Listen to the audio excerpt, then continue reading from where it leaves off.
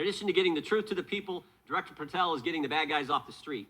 He's moved agents out of Washington, got the focus off of politics here in D.C., and is instead putting bad guys behind bars. 21,000 violent criminals have been taken off the streets, which is a 125% increase from the comparable period in the previous administration. He's rescued 4,000 kids. He's got 1,300 predators who he's arrested. He's also ended the weaponization of the FBI. No more spying on parents at school board meetings. No more pre-dawn raids on pro-life Catholics. No more retaliation against whistleblowers.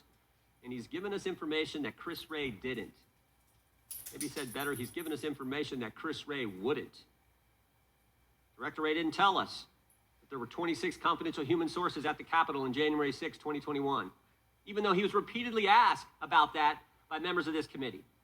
Director Wray didn't tell us that there were 17 of those confidential human sources who entered restricted space. 4 went in the Capitol. None of them were arrested. They weren't authorized to do that. They broke the law. None of them were arrested. Lots of American citizens were arrested, but the guys whose whose American tax dollars was used to pay these guys who broke the law, none of them were. One was recommended for charging and was not charged. And remember when Chris Wray told us that the Richmond field office memorandum on pro-life Catholics was just a one-off? Turns out he wasn't being square with the Senate either. Director Wray wasn't square with us. He told us that multiple other offices were involved in targeting the Catholics. We got that information from Director Patel. We learned from Director Patel the FBI actually surveilled a priest, tried to get the priest to divulge information, break the priest-penitent relationship and confidence that exists. And Director Patel is saving taxpayers' money. He's not going to build a new headquarters outside of D.C. He's going to keep the headquarters right here in the capital city. Save Americans money, save the taxpayers money. In 8 months, Director Patel has given us the facts. He's ended the weaponization at the FBI. He's taken bad guys off the streets, and he's saving taxpayers money. But my guess is the Democrats won't focus on all that good news. They'll focus on politics. They'll stick with Comey and Clapper and Brennan and continue to try to undermine President Trump. That I yield to the ranking member for an opening statement. Thank you very much, Mr. Chairman, and welcome, Director Patel. You and I have not had the opportunity to meet, and alas, you failed to respond to the 8 oversight letters I've sent you over the last 7 months. So we do have a lot of questions piling up for you, but I want to start with a word of praise. The first FBI director was J. Edgar Hoover, who steadfastly refused to hire women, African Americans, and other minorities as agents. And although he was a closeted homosexual who lived in domestic partnership for decades with Clyde Tolson, he also participated in anti-gay crusades. He aggressively promoted what we would today call white Christian nationalism, and he would undoubtedly be turning over in his grave to see as one of his successors a first-generation Indian American and a proud Hindu. So I congratulate you on being a breakthrough in this sense and being a beneficiary of the civil rights movement that opened up the FBI and the federal workforce to lots of people who never would have been hired in its first decades. Alas, you share J. Edgar Hoover's dangerous obsession with blind loyalty over professionalism and effective public policy. For Hoover, it was blind loyalty to him in keeping his secrets. For you, it's blind loyalty to Donald Trump in keeping his secrets. During your confirmation, it was widely noted on all sides that your primary qualification was your unwavering loyalty to Trump. Unlike other directors, you had no work experience at the FBI, but you had made over 1,000 media and political appearances in support of Trump's campaign. Your Senate confirmation vote was 51 to 49, the closest in history, with your opponents warning you were not qualified and had no interest in actually developing the qualifications for the job. I hoped that they were wrong. Alas, they were not. While most other new FBI directors drew on their experience as FBI agents, you didn't have that. But you did write a picture book trilogy for children ages 5 and up based on your experience clashing with President Trump's political enemies. In your book, you describe your literary alter ego, Cash the Knight, as a wacky, easily bored wizard carrying out King Donald's vengeance by driving his enemies out of the kingdom. In the books, King Donald is besieged by the evil Hillary Queentown, but saved in the end by Cash. Then Cash goes on to catch mules who are stealing the 2020 election for the great King Donald from Sleepy Joe. And then in the third book, Cash takes down the dragon of the jalapenos, nicknamed the DOJ. Your supporters had hoped that you would graduate from imagining yourself a romantic fairy tale knight to actually running America's premier federal law enforcement agency. Alas, just as we've learned how dangerous it is to put a science-denying anti-vaxxer in charge of our public health, We've learned how dangerous it is to name as director of the FBI a man who thinks of himself as a fairy tale knight who keeps a fire-breathing dragon named DOJ at home to forcibly drive villains out of the kingdom. When Charlie Kirk was assassinated, while his killer was still on the loose, you decided you didn't need to be at FBI headquarters in Washington to work with your team while the chaotic manhunt unfolded. You spent your evening dining in a swanky Midtown Manhattan restaurant and tweeting out false information that the subject of the shooting was in custody, a statement you had to retract 1 hour later. Your performance was so disturbing that even the MAGA base was alarmed. Culture warrior Christopher Rufo, who just a few months ago sat in your chair as a Republican witness, observed that you performed terribly, and he called for your ouster. The FBI might be able to survive your delusions of grandeur and the explosively volatile temper that was on display yesterday in the Senate. But the intractable problem is that you are running the FBI not as a law enforcement agency charged with keeping the American people safe, but as a political enforcement agency working directly for the president's vengeance campaign. 7 months in, it's impossible to overstate the destruction, chaos, and demoralization you've brought to the FBI and its workforce and the resulting danger your actions have caused to our country. You've been systematically purging the FBI of its most experienced and qualified agents, division leaders, and experts in counterterror, counterintelligence, and cybersecurity, precisely the people who have the expertise you lack and which the FBI and the country need. They've been expelled from the ranks of the Bureau simply because they did their duty investigating crimes, including those committed by the mob that attacked the Capitol on January 6, 2021, and beat the hell out of more than 140 police officers, or simply because you suspected them of being insufficiently loyal to Donald Trump. You illegally sacked Brian Driscoll, the former acting director of the Bureau, and a decorated counterterrorism expert who worked at the FBI for nearly 20 years. According to Driscoll, you told him your own job, quote, depended on the removal of agents who worked on the cases against the president, regardless of whether the agents chose to work on those cases or not. You added, quote, the FBI tried to put the president in jail, and he hasn't forgotten it. You forced out the leader of the Salt Lake City field office, Mehtab Saeed, just weeks before Charlie Kirk's assassination, depriving the FBI of an experienced counterterrorism expert described by her colleagues as absolutely the best and legendary. She would have led the FBI's manhunt had she not been fired.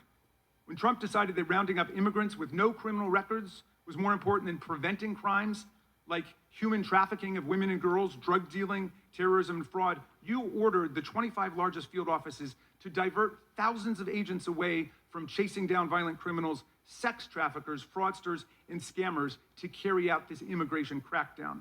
Director Patel, you treated the men and women at FBI with disrespect and paranoia. You've assembled a roving band of freelancing henchmen within your office and charged them with conducting unauthorized investigations, targeting and harassing career FBI employees. Amazingly, you forced senior leadership to repeatedly take polygraph tests to prove their political loyalty and pushed out leaders who refused these demeaning exercises.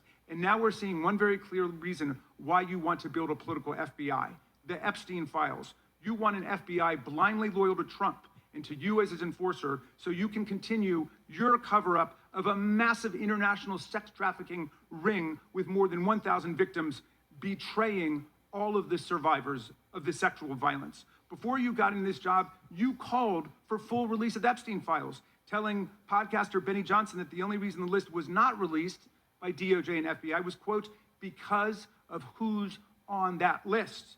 Upon your confirmation, you promised that, quote, there will be no cover-ups, no missing documents, no stone left unturned.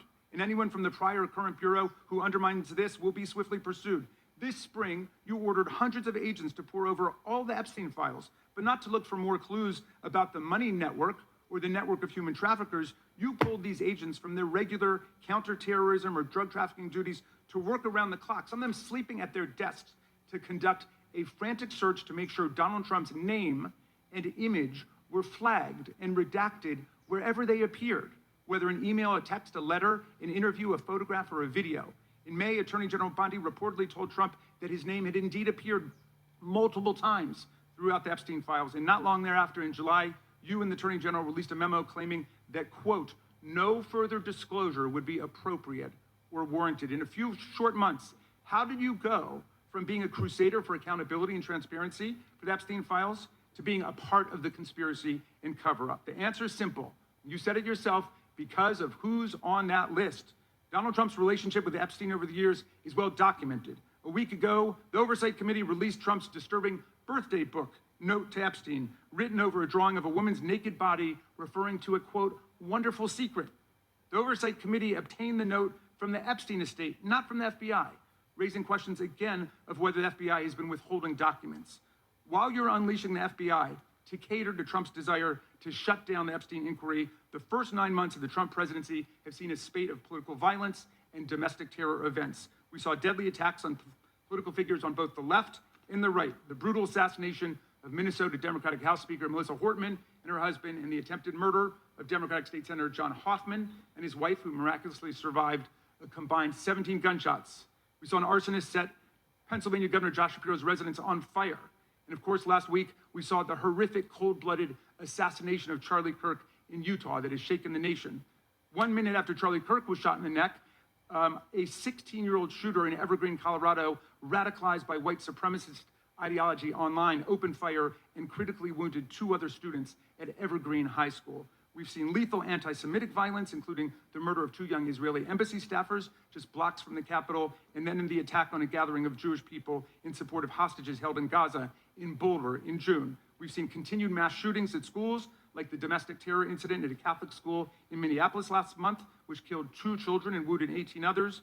And in August, the man fired more than 500 bullets at the Centers for Disease Control and Prevention, killing a police officer who was a Marine veteran and a father.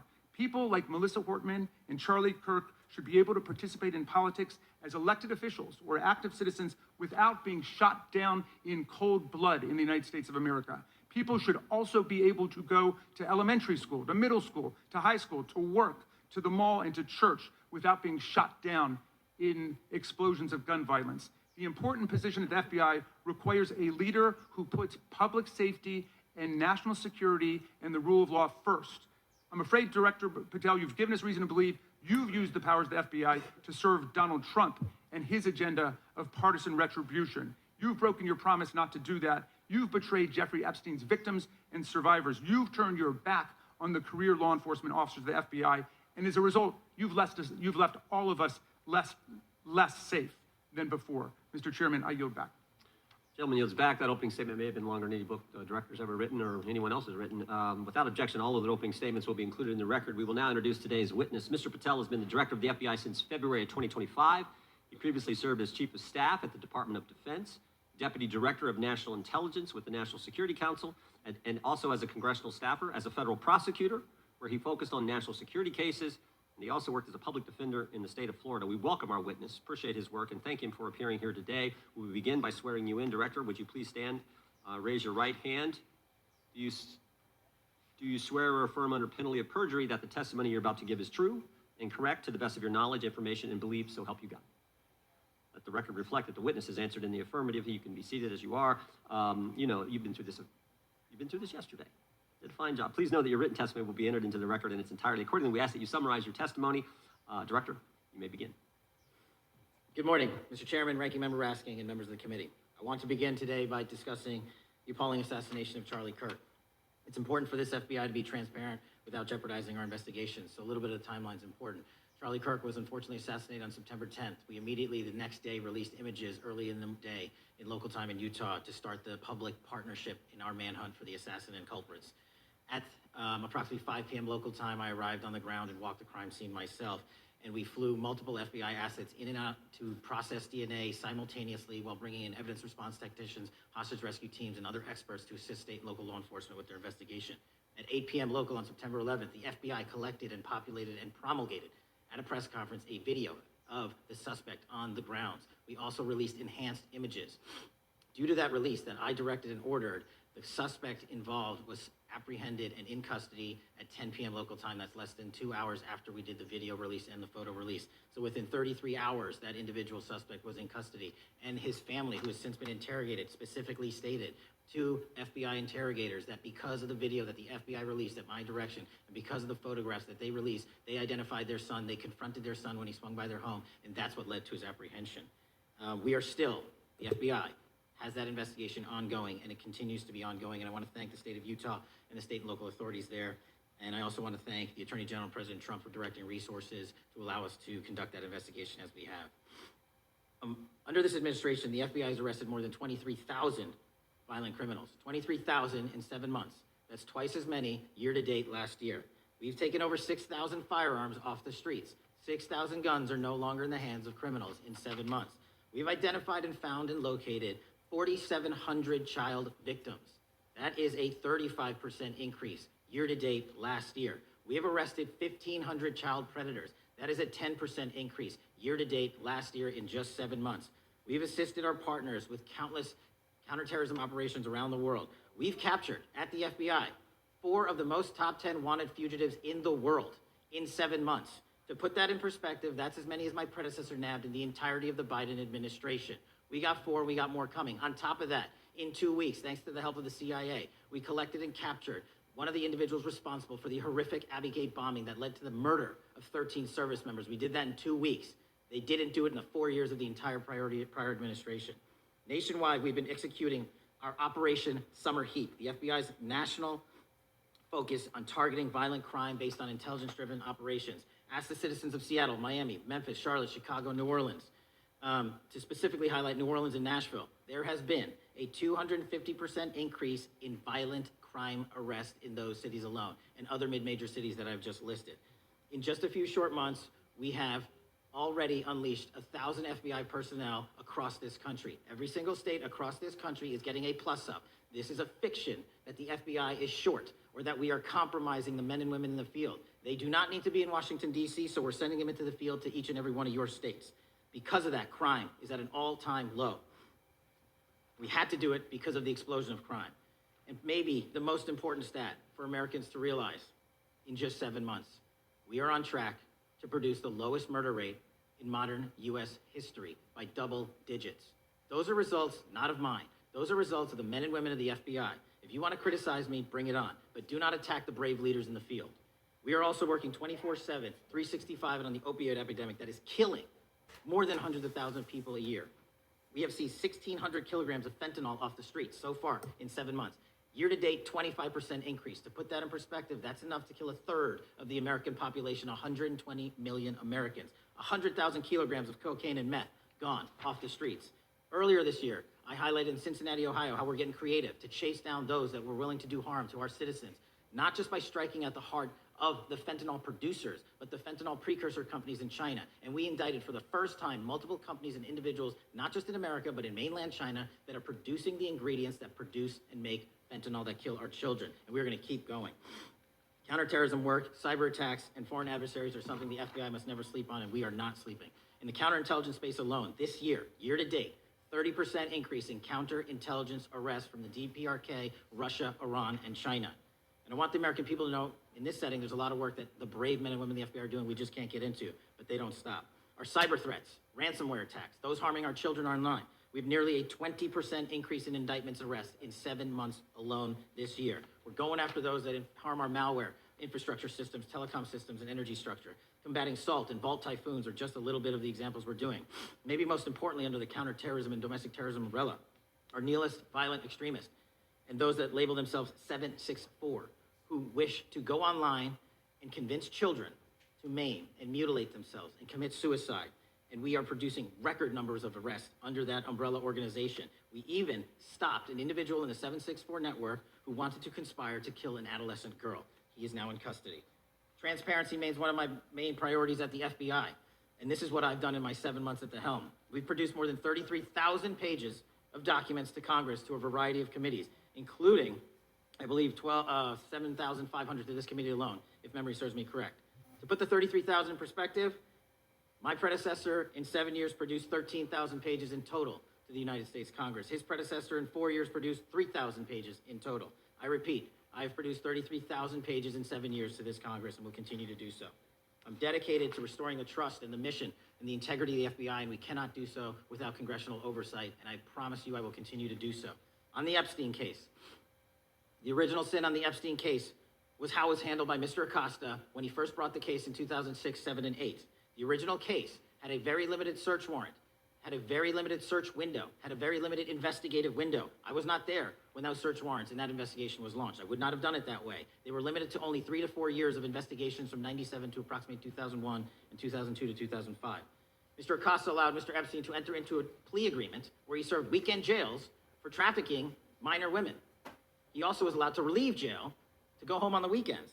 Plus, he allowed a non-prosecution agreement to be signed as part of that plea deal, prohibiting future investigations from that prosecution and from that evidence, and prohibiting the collection of further material. That is the original sin. We are working with Congress to produce more than any administration ever has material on Epstein. And I welcome the challenge to tell us that we are not being as transparent as the law allows. We even went to court and asked the judges to lift those prosecutorial agreements and to lift those court order seals, and they denied us 3 times.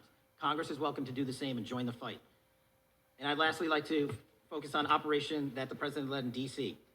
Because of this, we are taking this fight in D.C. to every single city across the country. 2,100 arrests in the last month alone. D.C. has seen a 60% decrease in gun crimes, 75% decrease in carjackings, and 53% decrease in homicides in our nation's capital.